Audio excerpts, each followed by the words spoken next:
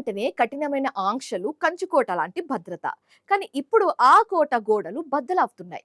కొత్త విద్యా సంవత్సరం ప్రారంభం కావాల్సిన వేళ ఇరాన్ విశ్వవిద్యాలయాలు విద్య కుసుమాలతో కాకుండా నిరస జ్వాలలతో నిండిపోయాయి. Supreme leader Ayatollah Ali Khamenei దశాబ్దాల పాలనకు వ్యతిరేకంగా విద్యార్థులు యుద్ధం ప్రకటించారు. గత నెలలో ప్రభుత్వ అణిచివేతలో ప్రాణాలు కోల్పోయిన తమ తోటి విద్యార్థుల రక్తం వృధా పోనివ్వమని వారు నినదిస్తున్నారు.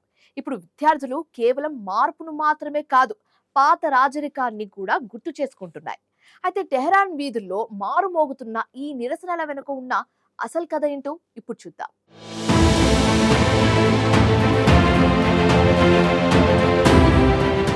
ఇరాన్లో మరోసారి ప్రజా అసంతృప్తి చెలరేగుతోంది. దేశ అత్యున్నత నాయకుడు అయతుల్లా అలీ ఖమేనీ పాలనకు వ్యతిరేకంగా విద్యార్థులు మళ్లీ రోడ్లపైకి వచ్చారు. కొత్త విద్యా సంవత్సరం ప్రారంభమైన వేళ అనేక విశ్వవిద్యాలయాల క్యాంపస్లు నిరసనల వేదికలుగా మారాయి. గత నెలలో ప్రభుత్వ వ్యతిరేక ఆందోళనల సందర్భంగా భద్రతా దళాల అణచివేతలో ప్రాణాలు కోల్పోయిన వారిని స్మరించుకుంటూ విద్యార్థులు శాంతియుత ర్యాలీలతో తమ అసంతృప్తిని వ్యక్తం చేశారు. అయితే ఈ నిరసనలు కేవలం స్మరణ కార్యక్రమాలుగా మాత్రమే కాకుండా ఇది పాలనా వ్యవస్థపై పెరుగుతున్న అసంతృప్తికి ప్రతీకగా నిలిచింది. యువతలో పేరుకుపోతున్న అసహనం ఇప్పుడు బహిరంగ నిరసన రూపంలో బయటపడుతోంది. టెహ్రాన్లోని ప్రముఖ సాంకేతిక విశ్వవిద్యాలయం షరీఫ్ యూనివర్సిటీ ఆఫ్ టెక్నాలజీ విద్యార్థుల ఆందోళనలకు వేదిక అయ్యింది. శనివారం యూనివర్సిటీ గేట్లు తెరుచుకోగానే విద్యార్థులు పుస్తకాలకు బదులు బ్యానర్లు పట్టుకుని రోడ్లెక్కిన దృశ్యాలు కనిపించాయి. వేలాది మంది విద్యార్థులు క్యాంపస్లో చేరి ప్రస్తుత వ్యవస్థపై తీవ్ర అసంతృప్తి వ్యక్తం చేశారు.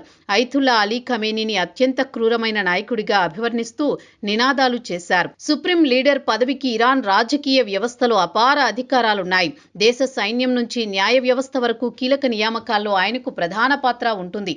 అలాంటి స్థాయిలో అధికారాలు ఒకే చేతుల్లో కేంద్రీకృతం కావడం ప్రజాస్వామ్య విలువలకు విరుద్ధమని విద్యార్థులు అభిప్రాయపడుతున్నారు.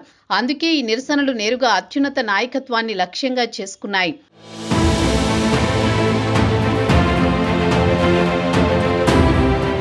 అయితే తాజా నిరసనల్లో ఒక అనూహ్యమైన మార్పు మొదలైంది. ప్రస్తుత మతపరమైన పాలన కంటే పాత రాజరికమే నయం అనే ధోరణి విద్యార్థుల్లో వ్యక్తమవుతోంది.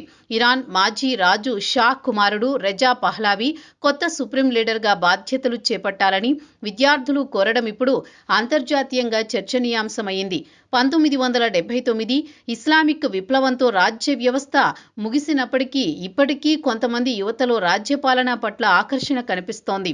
ప్రస్తుత వ్యవస్థలో మార్పు రావాలని, ప్రజాస్వామ్య పద్ధతిలో పాలన సాగాలని కోరుతూ కొందరు విద్యార్థులు రెజా పహ్లావీని కొత్త సుప్రీం లీడర్గా చూడాలనే అభిప్రాయాన్ని వ్యక్తం చేశారు. ఇది ఇరాన్ రాజకీయ వాతావరణంలో పెద్ద చర్చకు దారితీసింది.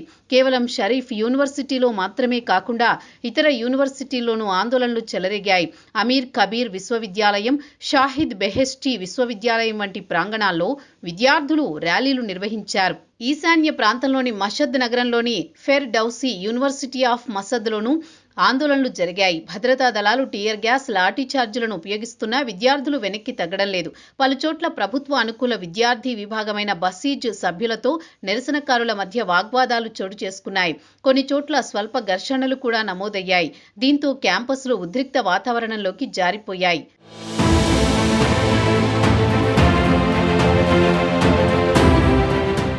ఇరాన్ ప్రస్తుత ప్రభుత్వం 1979 నాటి ఇస్లామిక్ విప్లవం తర్వాత ఎప్పుడూ లేనంతటి భారీ ప్రజా వ్యతిరేకతను ఎదుర్కొంటోంది.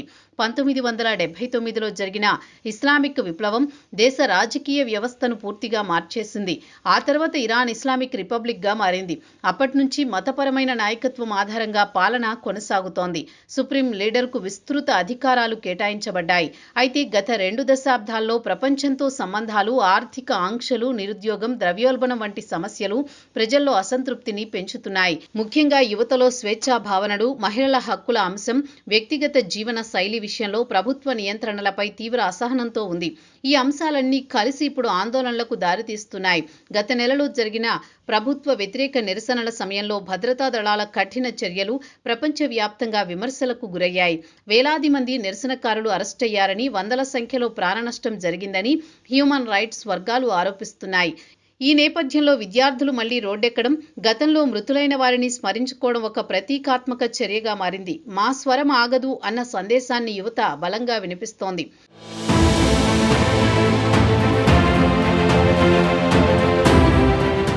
ప్రస్తుతం జరుగుతున్న ఆందోళనలు ఇరాన్ యువతలో మార్పు కోసం ఉన్న ఆకాంక్షను స్పష్టంగా చూపిస్తున్నాయి.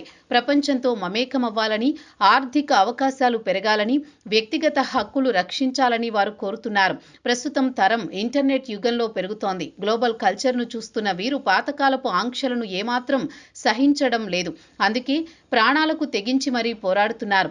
అయితే ప్రభుత్వ వైఖరి మాత్రం కఠినంగానే కనిపిస్తోంది. నిరసనలను విదేశీ శక్తుల ప్రేరేపిత చర్యలుగా పేర్కొంటూ అధికార వర్గాలు విమర్శిస్తున్నాయి. దేశ భద్రతకు ముప్పు వాటిల్లకుండా చర్యలు తీసుకుంటామని హెచ్చరిస్తున్నాయి. అయితే ఇప్పుడు ఈ నిరసనలు ఎటువైపు దారితీస్తాయి? తాత్కాలికంగా అణచివేతతో ఉద్యమాన్ని నియంత్రించవచ్చు, కానీ యువతలో ఉన్న ఆకాంక్షలను పూర్తిగా అణచివేయడం సాధ్యం కాదని విశ్లేషకులు చెబుతున్నారు. సమాజంలో మార్పు అవసరం అనిపించినప్పుడు అది ఇలానే విద్యార్థుల ఉద్యమాల రూపంలో బయటకొస్తుందని స్పష్టం చేస్తున్నారు.